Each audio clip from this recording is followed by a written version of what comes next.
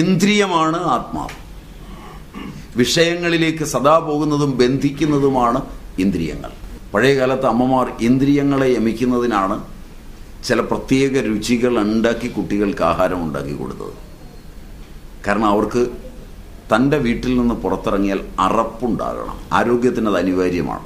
എൻ്റെ അമ്മ എനിക്ക് ആഹാരം തന്നു, എൻ്റെ രുചികൾ അനുസരിച്ചുള്ള കാര്യങ്ങളൊക്കെ ഉണ്ടാക്കി തന്ന ഒരു പ്രത്യേകതരം രുചിയെ. ഏതാണ്ട് 6 രസങ്ങളാണ്. 6 രസങ്ങളുടെ കോമ്പിനേഷനുകൾ നിങ്ങൾ എടുത്ത് പഠിച്ചാൽ, പെർമ്യൂട്ടേഷൻ എടുത്ത് പഠിച്ചാൽ 63 രസങ്ങളാണ്. 6 രസങ്ങൾ വ്യത്യസ്ത അനുപാതത്തിലായാൽ അപരിസംഖ്യേയങ്ങളാണ്. അപ്പോൾ അമ്മ അപരിസംഖ്യേയങ്ങളായ രസങ്ങളിൽ നിന്ന് കൃത്യതയുള്ളതെടുത്ത് എനിക്ക് കൃത്യതയുള്ളത് തന്ന് പഠിപ്പിച്ചു വെച്ചാൽ, എൻ്റെ അമ്മയുടെ സഹോദരൻ്റെ വീട്ടിൽ ചെല്ലുമ്പോൾ അവിടെയുള്ള സ്ത്രീയെ ആഹാരം കഴിക്കാമെന്ന് പറഞ്ഞാൽ, എൻ്റെ ഗോത്രമാണ്, എൻ്റെ അമ്മയുടെ സഹോദരൻ്റെ വീടാണ്, ഒരേ തരം ആഹാരമൊക്കെയാണ് ഉണ്ടാക്കുന്നതെങ്കിലും ആ രുചിയിൽ അപരിസംഖ്യേയത്തിൽ ചെറിയ ഭേദമുള്ളത് കൊണ്ട് അത് കാണുമ്പോൾ, അതിൻ്റെ ശബ്ദം കേൾക്കുമ്പോൾ, അത് സ്പർശിക്കുമ്പോൾ, അത് നാവിലേക്ക് വെക്കാൻ തുടങ്ങുമ്പോൾ ഒരു അറപ്പുണ്ടാകുമെന്ന് അത് കാണുമ്പോഴേ തീരുമാനമാകുകയാൽ ഞാൻ കഴിച്ചിട്ടാണ് വന്നത്, ഇപ്പം വേണ്ട എന്ന് പറയും. മറിച്ച് ഇത് രൂപപ്പെടുത്താത്ത ഒരിടത്ത് ആരോഗ്യം നഷ്ടപ്പെടുകയും കണ്ടതെല്ലാം വാരി തിന്നുകയും അവസാനം ഇന്ദ്രിയങ്ങളെല്ലാം വികലമാവുകയും ചെയ്യും. അപ്പോൾ ഇന്ദ്രിയങ്ങളെ സംയമിപ്പിക്കുന്നതിന് പ്രത്യാഹാരം എന്നൊരു തന്ത്രം അമ്മ കുട്ടിക്കാലം മുതൽ പരിശീലിപ്പിച്ച് തന്നിട്ടുണ്ടെങ്കിൽ, ഇന്ദ്രിയങ്ങളെ പ്രത്യാഹരിക്കുന്നത് കൊണ്ടാണ് ഇന്ദ്രിയങ്ങളെ അകത്തേക്ക് പിടിക്കുമ്പോഴാണ് ശക്തി ഉണ്ടാകുന്നത്. ഇന്ദ്രിയങ്ങളുടെ സ്വാതന്ത്ര്യമാണ് ഇന്ന് മനുഷ്യൻ സ്വാതന്ത്ര്യമെന്ന് പറയുന്നത്. സ്വച്ഛന്തത അല്ലെങ്കിൽ സ്വാതന്ത്ര്യമെന്ന് പറയുന്നത് ശരീരവേഗങ്ങളെ നിയന്ത്രിക്കാതിരിക്കുകയും മാനസിക വേഗങ്ങളെയും ഇന്ദ്രിയ വേഗങ്ങളെയും നിയന്ത്രിക്കുകയും ചെയ്യുന്നതാണ് ശക്തി. കാണുന്നതിൻ്റെ എല്ലാം പിന്നാലെ പോവുകയല്ല, കേൾക്കുന്നതെല്ലാം നേടാൻ പോവുകയല്ല, അതിനെയൊക്കെ നിയന്ത്രിക്കുകയും മലം മൂത്രം മുതലായവയൊക്കെ നിയന്ത്രിക്കാതിരിക്കുകയും ചെയ്യുന്നതാണ് ആരോഗ്യം. പക്ഷെ ആധുനികൻ പരിശീലനം നടത്തിയിരിക്കുന്നത് മലമൂത്രാദികളെ എല്ലാം നിയന്ത്രിക്കുകയും മാനസിക വേഗങ്ങളെ എല്ലാം തുറന്നു വിടുകയുമാണ്. അതുകൊണ്ടാണ് ഞാൻ പറഞ്ഞത് ഇതിനൊക്കെ വിപരീതമാണ് ഭാരതീയ ദർശനം. അങ്ങനെ ഇന്ദ്രിയമാണ് ആത്മാവ്. അത് വളരെ വിപുലമായ വിഷയമാണ്. ശരീരമാണ് ആത്മാവെന്നത്, പ്രാണനാണ് ആത്മാവെന്നത്, ഇന്ദ്രിയങ്ങളാണ് ആത്മാവെന്നത് ഒക്കെ വളരെ വിപുല വിഷയങ്ങളാണ്. അനേക ദിവസം പഠിച്ചാലേ പഠനമാവുള്ളൂ. അത് കഴിഞ്ഞാൽ മനസ്സാണ് ആത്മാവ്.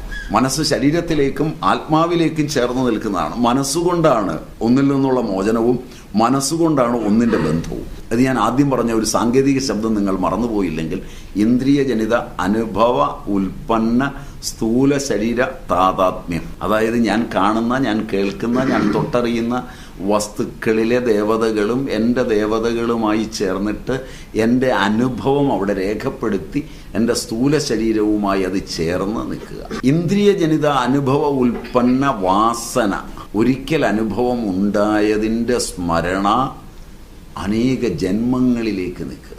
അച്ഛൻ അനുഭവമുള്ളത് മകൻ അനുഭവിക്കാതെ അറിയുന്നു, അമ്മയ്ക്ക് അനുഭവമുള്ളത് മകൻ അനുഭവിക്കാതെ അറിയുന്നു, അനുഭവമായിത്തീരുന്നു. അതുകൊണ്ടാണ് വിദ്യാഭ്യാസത്തിൽ പ്രാചീന ഭാരതം അച്ഛനമ്മമാരുടെ ഭാഷയിൽ തന്നെ പഠിപ്പിക്കണമെന്നാണ് പറയുന്നത്. കാരണം ലിംഗങ്ങൾ അതിൽ മാത്രമേ ഉള്ളൂ. മലയാളത്തിൽ മാവ് എന്ന് പഠിച്ച ഒരു അച്ഛൻ്റെ കുട്ടിയെ അത് മാവ് എന്ന് കാണിച്ചു കൊടുക്കുക. മാങ്ങ എന്ന് പറഞ്ഞാൽ, മാങ്ങ എന്ന് പറയുമ്പോൾ അച്ഛൻ്റെ നാവിലുണ്ടായ പുളി മകനുണ്ടാവുകയും ഉമിനീർ വരികയും ചെയ്യും. ഒരു സായിപ്പിൻ്റെ മകനോട് മാങ്കോ എന്ന് പറഞ്ഞാൽ ഈ പുളി വരും. മലയാളിയുടെ പുത്രനോട് മാങ്കോ എന്ന് പറഞ്ഞാൽ ഈ പുളി വരില്ല, ഇതിൻ്റെ അനുഭവം ഉണ്ടാവില്ല. ഒരു സാധനമാണെന്നുള്ള അറിവുണ്ട്. മറിച്ച് മാങ്ങ എന്നവൻ പഠിച്ചാൽ അവൻ എപ്പോൾ വേണമെങ്കിലും ലോകത്തിലെ ഏത് ഭാഷയിലേക്കും ഒരു അവശ്യഘട്ടത്തിൽ എളുപ്പത്തിൽ മൊഴിമാറ്റം ചെയ്യാൻ പറ്റും. അതുകൊണ്ടാണ് അതിന് ലിംഗം എന്ന സംസ്കൃതത്തിൽ അർത്ഥം പറയുന്നത്. കാരണം ലിംഗ്വിസ്റ്റിക്സ് എന്ന് ഇംഗ്ലീഷിൽ പറയുന്നത്. വിദേശ രാജ്യങ്ങളിലൊക്കെ, വികസിത രാജ്യങ്ങളിലൊക്കെ മലയാളികൾ പോയി താമസിക്കുമ്പോൾ അവരുടെ കുട്ടികളെ അവിടെ പഠിപ്പിക്കണമെങ്കിൽ ഒരു ഭാഷാ അധ്യാപകൻ അനിവാര്യമാണ്. ഇന്ത്യയിൽ മാത്രമാണ് വിദേശ ഭാഷകൾക്ക് അമിത പ്രാധാന്യമുള്ളത്. നിങ്ങൾക്ക് ലോകത്തെവിടെയും അന്വേഷിക്കാം. സിംഗപ്പൂർ, ഇംഗ്ലണ്ട്, അമേരിക്ക, സ്വിറ്റ്സർലൻഡ് ഒക്കെ അന്വേഷിക്കാം. ഞാൻ പറഞ്ഞത് നുണയാണോ? അവിടുത്തെ ഗവൺമെൻറ്റുകൾ പോലും സമ്മതിക്കില്ല. തമിഴിൻ്റെ കുട്ടി അവിടെ പഠിക്കാൻ ചേർന്നാൽ തമിഴ് ഭാഷ പഠിപ്പിക്കുന്ന ഒരു അധ്യാപിക അല്ലെങ്കിൽ അധ്യാപകൻ ആ സ്കൂളിൽ അനിവാര്യമാണ്. അതിന് കാരണം നമ്മളുടെ തലച്ചോറിന് അങ്ങനെ ഒരു പ്രോഗ്രാമിംഗ് ഉണ്ട്. അതിനെ അടിസ്ഥാനപ്പെടുത്തി മനസ്സ് എന്നത് പൂർവ്വജന്മാന്തരങ്ങളിൽ നിന്ന് കൈമാറി വന്നതാണ്. ബഹുശ്രുതനാണ് മനസ്സ്. ബന്ധത്തിനും പര്യാപ്തമാണ്, മോചനത്തിനും പര്യാപ്തമാണ്. ആ മനസ്സിനെ സംയമിപ്പിക്കണം. അതിന് ധാരണ എന്ന് പറയുന്ന ഒരു പ്രക്രിയയാണ്. നമ്മുടെ വിദ്യാഭ്യാസത്തിന് ഇന്നില്ലാത്തത് അതാണ്, ധാരകത്വം. ഇംഗ്ലീഷിൽ എനിക്ക് തോന്നുന്നത് സസ്റ്റൈനബിലിറ്റി എന്ന് പറയാമെന്നാണ് എനിക്ക് തോന്നുന്നത്. ധാരകത്വം വേണ്ടത്രയില്ല, കാരണം മനസ്സിന്റെ തലങ്ങളിൽ അത് വിജയകരമല്ല. ധൃതി ധാരണയോഹോ, ധരിക്കുന്നതുകൊണ്ട് ധാരണ എന്ന് പറയുന്നു. ആ പ്രക്രിയ കൊണ്ടാണ് മനസ്സിനെ നിയന്ത്രിച്ചെടുക്കുന്നത്. കഴിഞ്ഞാലാണ് ബുദ്ധി. ഇവിടം വരെ യഥാർത്ഥത്തിൽ ധ്യാനിക്കരുത്. ഇന്ന് എല്ലാ ആചാര്യന്മാരും ധ്യാനയോഗവുമായിട്ട് ഇറങ്ങിയിരിക്കുന്നു. ധ്യാനിച്ചാൽ നിങ്ങളുടെ ഓജസ് ക്ഷയിക്കും. ഓജസ് ക്ഷയിക്കുകയില്ലാതെ ഒരു നേട്ടവും കിട്ടില്ല. ഓജ ക്ഷീയേത ക്രോധ ക്ഷുത് ധ്യാന ശോക ശ്രമ ആദിഭിഹി വാഗ്പടൻ. ധ്യാനം, ശോകം, ശ്രമം ഇവയെല്ലാം ഓജസ്സിനെ ക്ഷയിപ്പിക്കും. ഓജ ക്ഷീയേത ശോക ക്രോധ ക്ഷുത് ധ്യാന ശോക ശ്രമ ആദിഭിഹി. ക്രോധം, വിശപ്പ്, ഉപവാസരുത്. നല്ല പരിശീലനം കഴിഞ്ഞ് ദഹനേന്ദ്രിയങ്ങളെ നിയന്ത്രിക്കാനായിട്ട് മാത്രമേ ഉപവസിക്കാവൂ. അല്ലാതെ ഉപവസിച്ചാൽ കുടലിൻ്റെ ഭിത്തികളെ ഇത് തിന്നാൻ തുടങ്ങും. അതുകൊണ്ടാണ് 90% ആധ്യാത്മിക സാധനകൾ ചെയ്യുന്ന ആധുനികരും കുടല് ശസ്ത്രക്രിയയ്ക്ക് വിധേയമാക്കിയവരാണ്. അതുകൊണ്ട് അതിനിടയാകരുത്.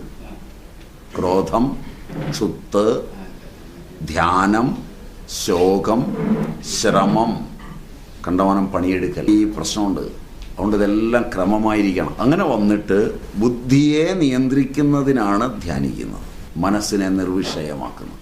ഇതും കഴിഞ്ഞാലാണ് സൂക്ഷ്മമായ ചിന്തനകർത്തൃവായ ചിത്തം. അതിനുള്ളതാണ് സമാധി യോഗം.